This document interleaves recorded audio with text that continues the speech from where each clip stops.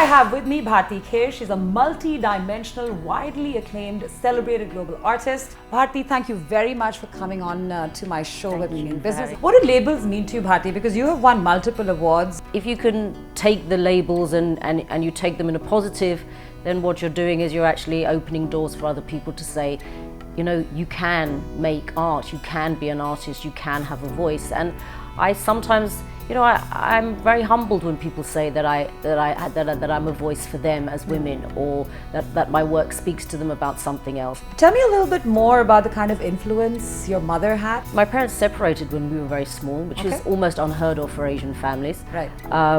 And so my mum went to work, and she was, you know, she's from a Punjabi family. Women are brought up to have children, get married and take care of their families, and so, you know, she was fiercely independent, my mother, rather a black sheep in her family. So she taught us a lot of resilience, actually, and she taught us how to and actually both my parents, they're both very hard workers. Okay. And so this is an ethos that I've sort of grown up with. If you want to do something, you've got to work really hard. You somehow learn to take solace or to find comfort in your own spaces. I found the spaces, and of course I made a lot of my very much earlier work in India. It was about my own reactions to how I was dealing with my sexuality as a woman in a space that I felt was predominantly male. And so the earlier works, Her Suit, which was the suite of 180 moustaches, the very first Bindi works, Spit and Swallow, were really ways for me to understand my space, my place, but from a female perspective. And I was really talking about that. How is it that all these spaces belong to men and they don't seem to be a space for women? And when you do walk into those spaces, it can be, it was perceived, or I certainly perceived it as to be slightly aggressive. Do you feel that things have changed? Yeah, they did. I think they changed for a long time.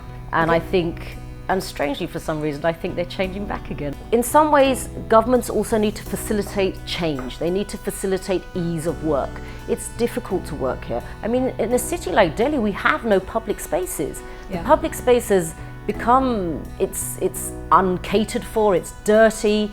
I mean, let's face it, the air that we breathe in this city is absolutely appalling. And we can close down bars in the city, but we're going to be being killed slowly by rubbish governance. I mean, if we look at, say, a country like India, because this is where I live, how is it that we're going to witness who we were in the past unless we're looking at, say, art, at music, at poetry? If we don't understand Ghalib, then how is it that we knew what he was looking at that time?